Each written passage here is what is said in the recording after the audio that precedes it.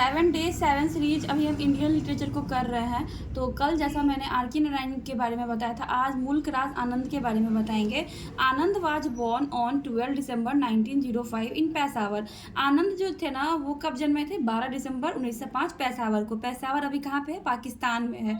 He belongs to Kshatriya family. His father launched by head clerk in British Indian Army. ये एक क्षत्रिय family से belong करते थे। इनके फादर जो थे ब्रिटिश इंडियन आर्मी में एक हेड क्लर्क थे। He study in Khalsa university college and in Punjab university. इन्होंने अपना स्टडी कहाँ किया था? खालसा यूनिवर्सिटी और पंजाब यूनिवर्सिटी में। एक खालसा कॉलेज ही जब वो fall in love with a Muslim girl Yasmin. She was already married. जब ये खालसा यूनिवर्सिटी में खालसा कॉलेज में पढ़ रहे थे तब इनको प्यार हो गया कि यास्मीन नाम की लड़की से जो ऑलरेडी मैरिड थी। फिर इन दोनों ने डिसाइड किया जो हम दोनों ना भाग जाएंगे। फिर ना भागने का सोच रहे थे मुल्क राज आनंद और यास्मीन। तब यास्मीन के फादर ने इनका डेथ कर दिया, मतलब यास्मीन के फादर ने, यास्मीन के हस्बैंड ने इनको मार दिया। ठीक है, उसके बाद मैं बात करती हूँ। He went to University College London scholarship. इनको स्कॉलरशिप मिला, फिर ये यूनिवर्सिटी कॉलेज लंदन चले गए पढ़ने के लिए। His writing career began in England with the publication of short revivers in the Criterion. क्या है? इन्होंने अपना करियर स्टार्ट किया इंग्लैंड में शॉर्ट रिवाइवर द क्रिटेरियन से। ये VBI है, इसको टिक लगा लीजिए। यदि आप मेरे नोट्स को देख रहे हैं तो इसको टिक लगा लीजिए और कॉपी में लिख लीजिए। He was deeply influenced by Gandhi. ये गांधी से बहुत ज़्यादा इन्फ्लुएंस थे क्योंकि गांधी भी छुआछूत के बारे में बात करते थे और इनके भी जो वाइफ को इनकी गर्लफ्रेंड बिलव्ड को जो यास्मीन को मार दिया गया था तो इनके मन में भी छुआछूत का भावना उत्पन्न हो गया था। फिर जब ये इंडिया वापस आए 1932 में तो फिर साबरमती आश्रम में इन्होंने एक मैन्युस्क्रिप्ट तैयार किया जिसका नाम था अनटचेबल। अनटचेबल में कहानी बताई गई है छुआछूत के बारे में।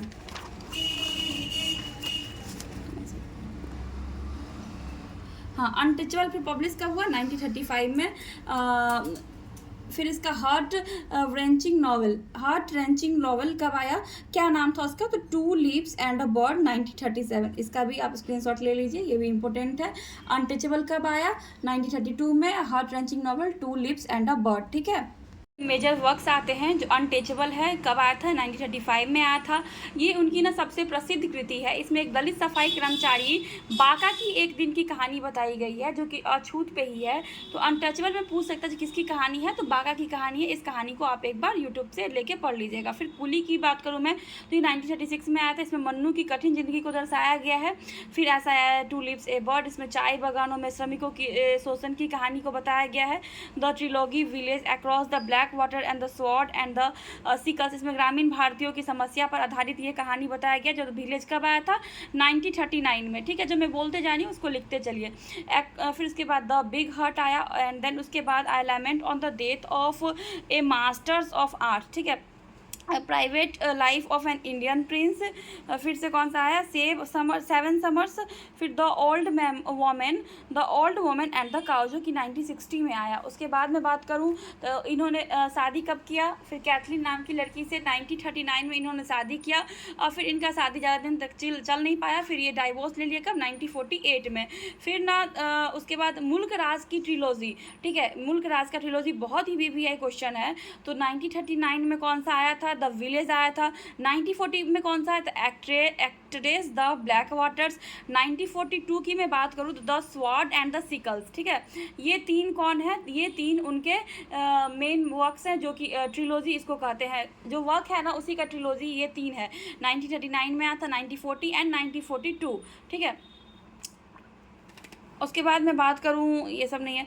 ही फाउंड मार्ग ए मैगजीन। इन्होंने एक मैगजीन फाउंड किया था जिसका नाम है मार्ग ए मैगजीन था जो कि 1946 में आया था। In 1950 he got married with Shirin Vajifdar जो कि एक डांसर थी। फिर इन्होंने दोबारा शादी किया। फर्स्ट तो इनका डाइवोर्स हो गया था।